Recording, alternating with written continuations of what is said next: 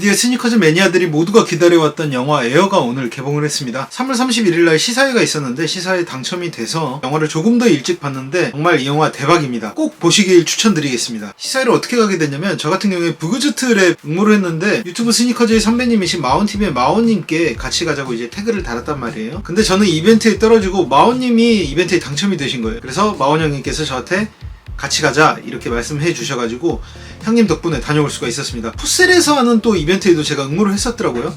갑자기 응모 당첨 문자가 날라왔어요. 얼떨결에 티켓이 4장이 됐는데 이제 저는 마온 형님이랑 약속을 했기 때문에 마온 형님의 티켓으로 가고 2장은 다른 분께 양도를 해드렸습니다. 제가 지금 쓰고 있는 이 모자도 마온님께서 제 생일날 생일 선물로 주셨던 모자예요. 봄철에 쓰기 너무 이쁜 컬러 같아요. 이 영화 첫 번째 예고편이 공개됐을 때부터 이 영화가 사실 너무 보고 싶었거든요.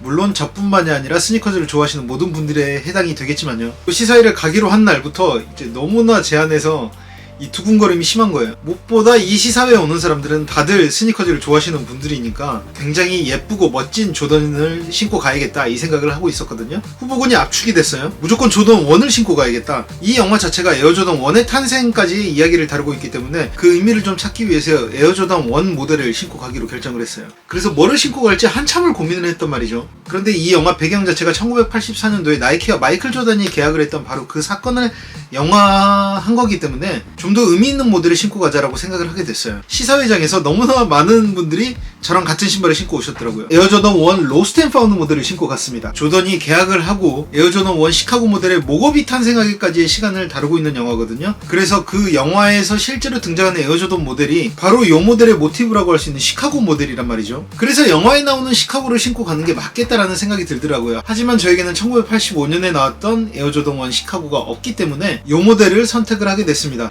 에어가 개봉돼서 이 영화가 히트치면은 정말 이게 리셀가가 또 올라갈지도 모르거든요. 그렇기 때문에 저는 아직까지 구매를 안 하신 분이 계시다면 에어를 보시고 시카고 너무 예쁘다라고 생각하시는 분들은 그래도 지금 현존하는 시카고 모델 중에 가장 저렴하게 구매를 할 수 있는 모델이기 때문에 이 모델 구입하시길 추천드릴게요. 이건 그때 받았던 시사회 티켓이에요. 영화 자체가 2시간 2분 정도의 러닝타임을 가지고 있습니다. 물론 엔딩 크레딧 시간을 빼면 실제로 영화의 상영 시간은 이렇게 길진 않을 거예요. 1시간 40분 정도의 러닝타임을 가졌던 영화 같아요. 용파리님께서도 이 영화 이벤트에 당첨이 되셔가지고 그렇게 스니커즈를 좋아하는 세 남자가 함께 시사회를 보게 됐습니다. 스니커즈를 좋아하시는 분들이라면 모두가 알만한 히스토리잖아요. 특히나 에어조던 모델을 좋아하시는 분들이라면 모를 수가 없는 이야기인데 텍스트로 읽고 귀로 듣는 것보다는 영화로 화면으로 내 눈으로 직접 그 당시의 현장을 목격하는 느낌이라고 할까요? 그런 것들 때문에 영화의 재미가 조금 더 배가 되지 않았나라는 생각은 들어요. 영화를 본 전체적인 총평을 따지자면 정말 매끄럽게 잘 빠진 영화다라는 생각은 들었어요. 엄청나게 극적인 재미는 없지만 소소하게 웃으면서 볼 수 있는 그런 포인트들도 많았고 특히 미국식 개그가 군데군데 많이 배치가 돼 있더라고요. 그래서 영화 자체가 굉장히 편안하고 웃으면서 볼 수 있는 그런 영화였습니다. 약간 비슷한 영화로 따지자면 제가 좋아했던 영화 중에 존 파블로 감독이 만들었던 아메리칸 셰프라는 영화 있어요. 영화 자체가 엄청나게 빅재미는 아니지만 소소한 재미들로 구성이 되어 있는 그런 좋은 영화거든요. 약간 그 아메리칸 셰프를 봤을 때 느꼈던 그 감정? 그 일련의 과정들을 거치면서 성장기?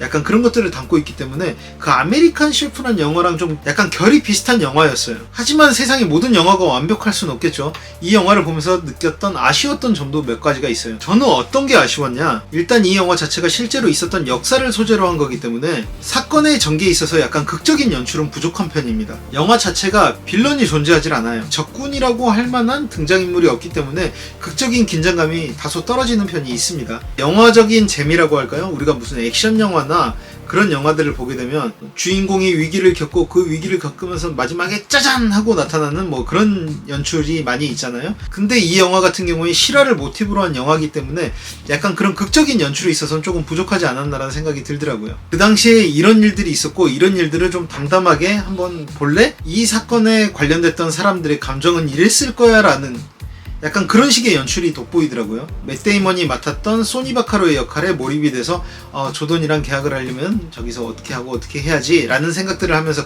그런 소소한 재미들로 볼 수 있는 그런 영화였어요. 그게 저의 첫 번째 단점이었던 것 같아요. 제가 생각했던. 그리고 두 번째는 스니커즈와 관련된 영화임에도 불구하고 실제적으로 등장하는 스니커즈는 에어조던 1 시카고 모건 모델만 등장을 합니다. 좀 더 많은 다채로운 나이키의 스니커즈들을 볼 수 있지 않을까라고 생각을 했었는데 딱 이 모델 하나만 등장을 해요. 아무래도 그렇잖아. 이 영화를 보면서 나이키의 또 다른 스니커즈들은 어떤 게 나올까 이렇게 궁금증을 가지고 봤는데 이거 하나밖에 안 나오니까 사실 약간 좀 아쉽다 그럴까요? 스니커즈 매니아로서는 조금 아쉬울 수 있는 포인트가 아니었나 싶어요.